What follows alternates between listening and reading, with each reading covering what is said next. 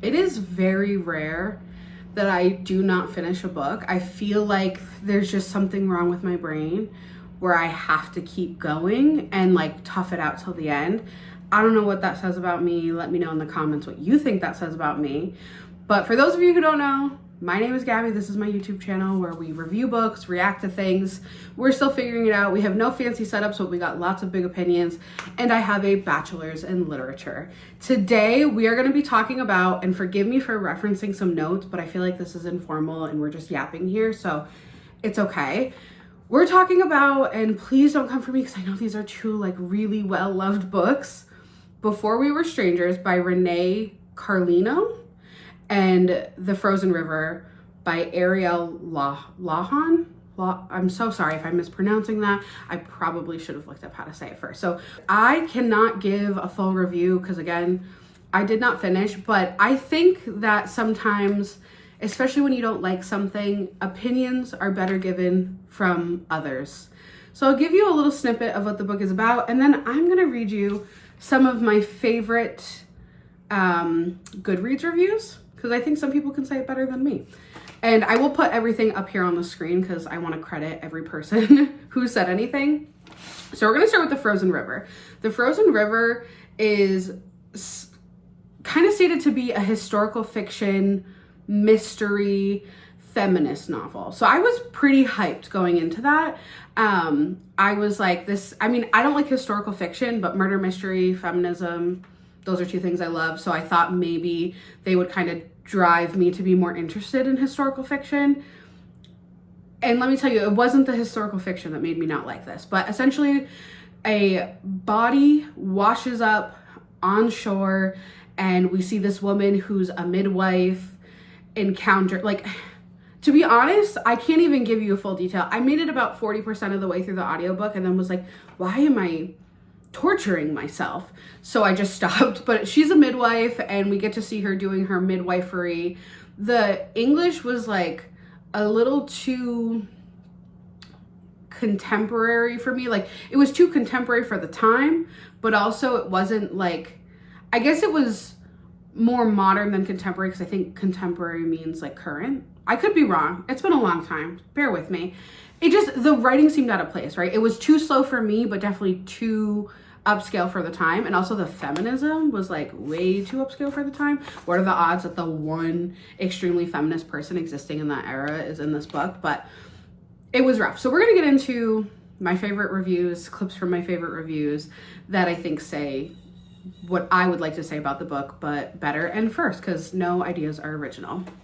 So first up, we've got Tina. And Tina said, why do we care exactly what she writes in her journal when we just read about the events themselves? And this is so true. Throughout the entire book, we're witnessing the events and then seeing her go home and be like bitter, writing about it in her journal. And I think as somebody who has a degree in literature, we do that because we want, the author did that because she wants us to understand the context of the situation.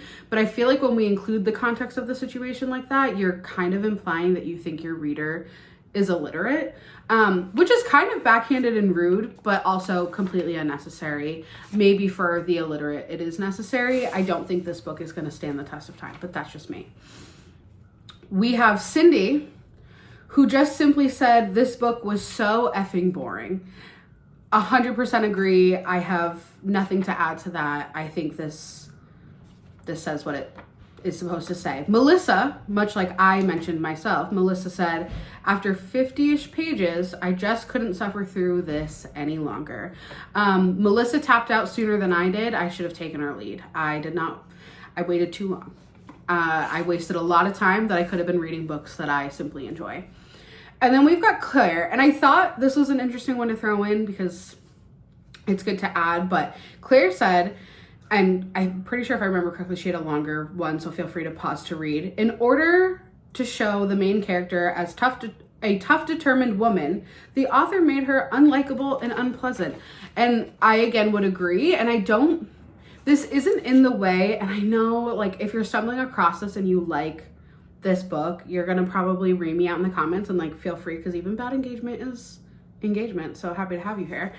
But I know that there is this ongoing narrative that when women are tough, they come off as bitchy and unlikable, and that's not the case at all. This is not the case of an empowered woman who just comes off that way because we have some inherent sexism that we have to work through. She truly was just unlikable.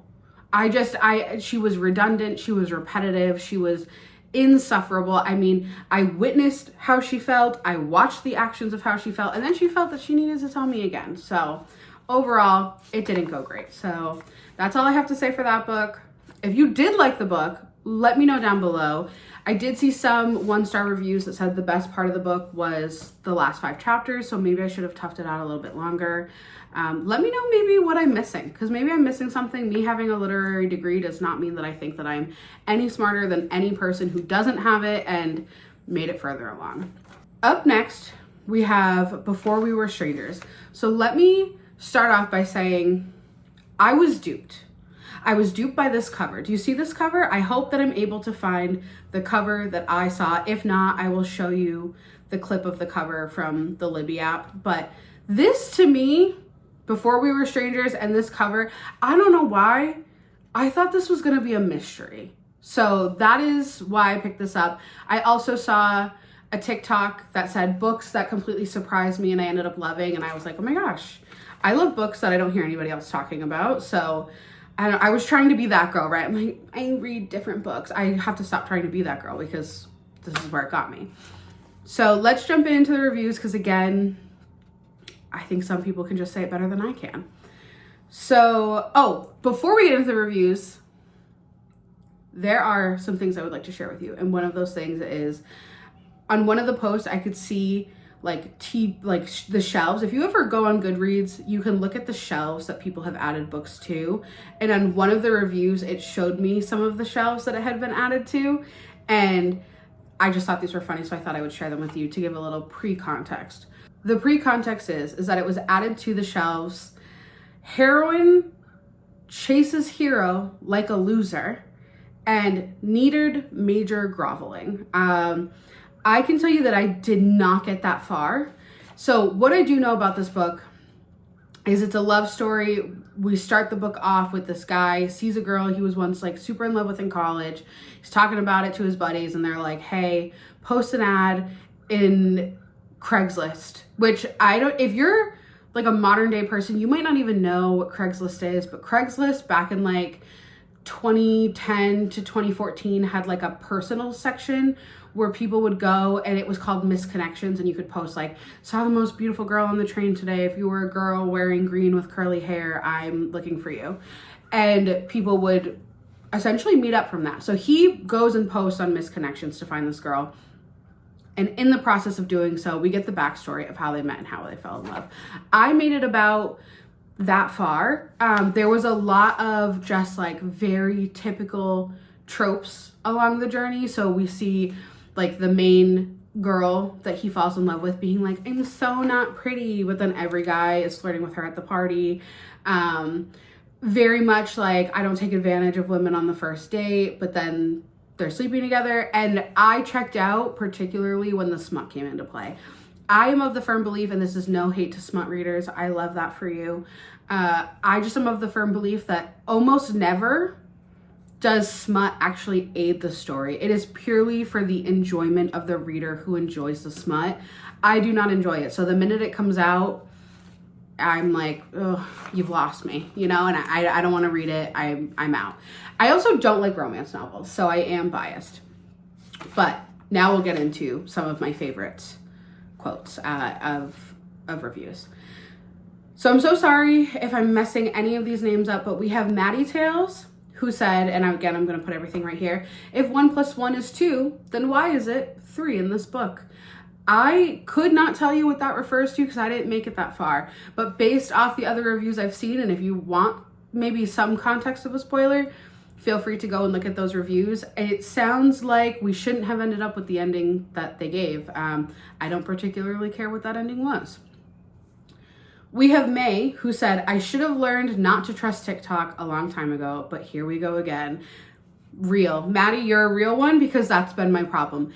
Anytime TikTok has told me, books I loved and didn't expect to, or books no one's talking about but they should be, I'm like, I want to join you, because again, I think I'm being that girl. I'm like, I don't like what everyone else likes. I have to stop being a pick-me. TikTok lets me down every time. Manila says, it gets better towards the end because it's ending. I felt similarly that it got better when I was like, I'm just going to return this. I don't need it. Jenna said, I wish I was still a stranger to this book. And I don't know why that really took me out. It was simple, it was effective. And in that same line of simple and effective, we've got Julie and Sarah. Julie said, no, that's it, no, period. And Sarah said, womp womp. And I feel like I could also feel that in my core. Like, that's kind of what it felt like as I was realizing, oh, this isn't a murder mystery. Like, he's not gonna probably at the end to her. I thought, womp womp, I was expecting more. And lastly, we have Maddie, who said, this book was cringy, everybody was unlikable, and I think a 12-year-old wrote it on Wattpad. I agree. A lot of smut that I read, I feel like it really is just like poorly written fanfic, and that could be an internal bias from 50 Shades of Grey. And again, sorry if you like 50 Shades of Grey. I did just recently throw a bookish bachelorette party for my best friend where I brought 50 Shades of Grey as like kind of the throwaway gag of, we played like a white elephant version book edition, and I brought 50 Shades of Grey thinking it would be the gag gift, and girls were fighting over it, and I was like, I hate to tell you this, besties, but you're not gonna like it. But maybe they do. But I think it is a mutual consensus from anybody who like truly loves to read that 50 Shades of Grey is not a book that aged well. It was really fun and exciting for the time. It's not something that withholds the test of time. We have better writers and better things, and it actually has nothing to do with the smut. But maybe my internal bias, to go back to what I was saying, comes from the fact that I read 50 Shades of Grey. Even at that young age, I think I was like 17 when I was reading it, knowing that I was going to go to school for literature. I knew it was poorly written, and I tapped out really early. And like, weirdly, actually, when I think back on it, my ex-boyfriend's mom recommended it. That's weird, but I'll deal with that in therapy and not with you guys. So if you made it this far, thank you for listening. I loved yapping it up with you. If you liked any of these books and you hate me for not liking them, that's fine. Engagement's engagement. Feel free to comment down below if you want to know any other books that I one-starred or did not review. Let me know if you like this type of video. I had a lot of fun making it, so even if you didn't, I'm probably going to do it again at some point. If you did like it, let me know, because it will definitely encourage me to do it again, and I will see you in the next video. Thanks, guys.